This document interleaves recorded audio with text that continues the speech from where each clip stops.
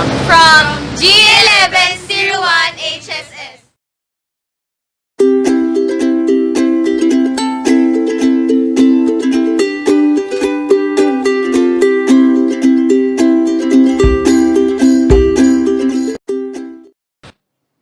So, good morning po, Sir Terence, as the Barangay Secretary. I would like to ask general information. So, how long has you been serving as a public servant? And before, what are the other positions you hold before becoming a Barangay Secretary? I started in the barangay last 2005. I was already here since 2005. I was one of the pioneer members of the Poblacion Rescue. Um, so basically, that was when I started in terms of public service. I started out as the committee secretary of then Kagawad Benhar Cruz.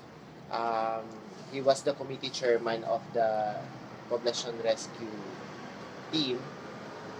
Um, I was his secretary, but eventually I became one of the emergency medical technicians, meaning I became one of the rescue personnel also. I handled positions in that committee as first as a secretary, as I said, and then as crew a crew member, and then as a team leader, and then as an operations officer, and eventually the executive officer.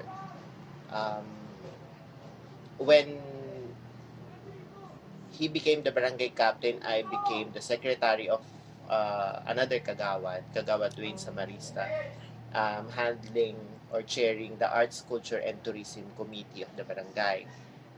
And afterwards, when Kagawad Dwayne Samarista finished his term, um, Barangay Captain Benhard Cruz um, asked me to be his secretary in the barangay hall. So, uh, being free from my first designation, second designation as secretary of Dwayne Samarista, I said yes to the barangay captain. And then last 2016, when our barangay secretary Alex Reyes resigned due to health conditions, I was appointed by the Sanggunian as the new barangay secretary. So, with those things that you have said po, can you describe or define leadership for you? Define leadership for me as a public servant. For me, servant leadership is the kind of leadership that public servants should embody. Meaning, we are leaders of the community, but we are here not to be served, but to serve. Um, that is one kind of leadership that I also learned from my affiliations with a church organization here in St. Peter and Paul Parish, the Antioch community. And most of the community leaders here in Barangay Poblacion are members of that youth organization. So it's a very influential youth organization in our barangay. It's a Christian community, a parish-based Christian Catholic organization. But aside from spiritual development, it also produces pool of leaders. So there is a leadership aspect in the formation of that organization. And most of us, as I've said, most of the leaders here in Barangay Poblacion, either in the community or in the barangay or in business or in whatever fields of expertise, most of the Antiochers are leaders actually. Question po, what values do you think should a leader possess? Well, I can say that a leader should possess leadership qualities. For me, when I say leadership, it's a mnemonics for me and for us Antiochers. L meaning loving and lovable. You should be loving and lovable. Who would follow you if you are not lovable? And who would and how would you make these people follow you if you are not capable of loving them also?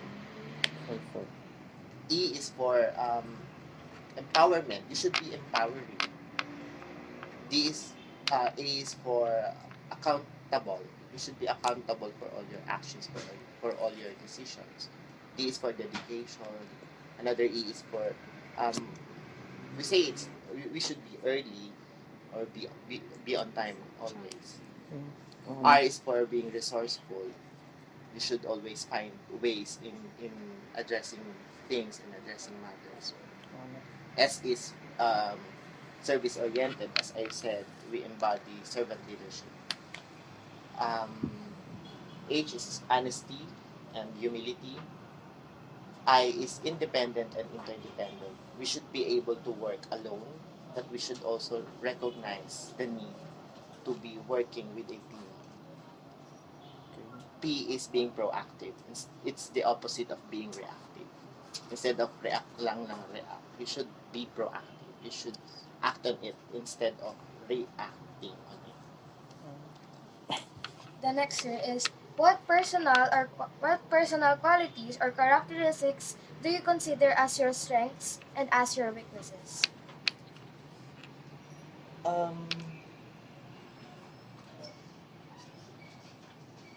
Being a leader for me, to be able to manage your time is the hallmark of being a good leader. I cannot say that I am a good leader because I am always having troubles with time management. I have so many plates to handle, and there are certain things that when I focus on something, there are things that uh, there are things that suffer when you prioritize other things. I guess that's one weakness in my leadership quality is being able to manage my time properly. That's why I always need other people to fix my schedule, to remind me about things. Um, Strengths, I guess. I am a micromanager. I my attention to detail is um, somehow um, I always look into things and I always look into the details of those things. I am very hands-on also. Sir, follow-up question. How do you plan to turn your weaknesses into strengths in your role as barangay secretary? Well, I guess being the barangay secretary, you should always handle schedules of the council, documentations of all the activities of the barangay. As I've said, one of my weaknesses is handling my own schedule. So how can I handle the schedule of the Sanggunian if even if my own schedule, if I cannot handle my own schedule? That is the reason I had to employ the help of other barangay employees. Um, I have a very small office, but I have quite a number of staff here. I have 4 people working with me. Um, One is handling Lupon cases. Rosalind handles the complaints from residents, lodged to the Katarungan Pambarangay, the schedules, the hearings, and everything. Maan is she handles the filings, the coming in and going out of letters. Um, Clear Ate Claire handles other things like the pag-asa sa Makati and anti-drama abuse council and other meetings of barangay-based institutions. So I guess another quality of that a leader must have is that he should know how to delegate things because one cannot handle so much. Sir, why did you choose to run as a barangay secretary? Actually, barangay secretary is not an elective position; it's an appointed position. What we mean na lang po is, why did you said yes to barangay captain din? Okay. First, I do not know. I had hesitations when he asked me if I am willing to be the barangay secretary. It came to me as a surprise because I never believed in myself that I can handle the position of barangay secretary or a member of the council. But I think there was a clamor from other people working here in the barangay, and they are saying that there is no one fit for the position except you. So I guess that kind of pressure made me say yes to the appointment without even knowing what the roles or the responsibilities of a barangay secretary were during that time. So when I came into the position, sabi ko sa sarili ko, okay, sige, I can learn naman. I am open to new knowledge and new experiences.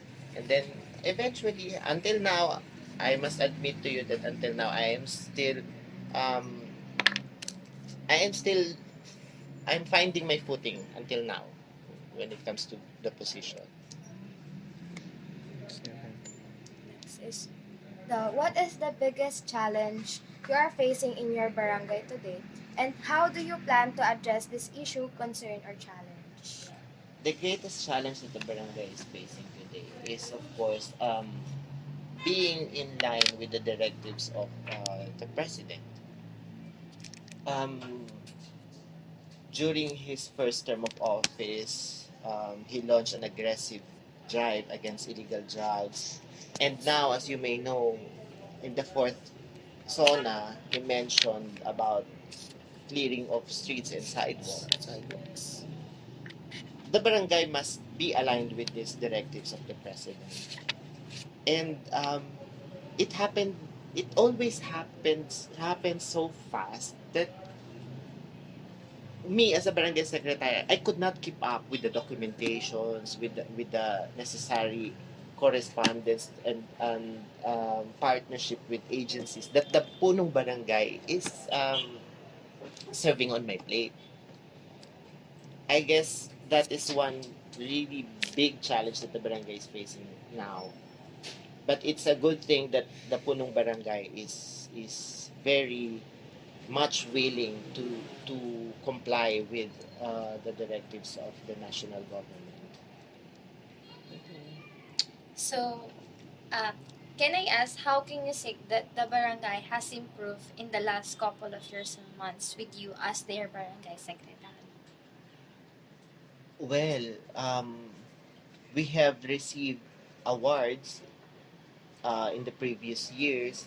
I guess that's an affirmation of our collective efforts in uh, being public servants, in being the leaders of this community. We were consistent winner. We were a consistent winner in the search for the most child-friendly barangay uh, for 3 years, 3 consecutive years. We were awarded as the most resilient barangay last 2017. And during the validation of those awards, it was mentioned by the multi-sectoral screening committee that the one of the strengths of the barangay is its documentation. So I guess uh, that's another feather on my hat. And how do you see your barangay 10 years from now? Well, I see our barangay 10 years from now is that it would still remain to be the barangay that we love, meaning it's a complete mix of modern and old, the traditional and the contemporary. I see the barangay as a progressive community with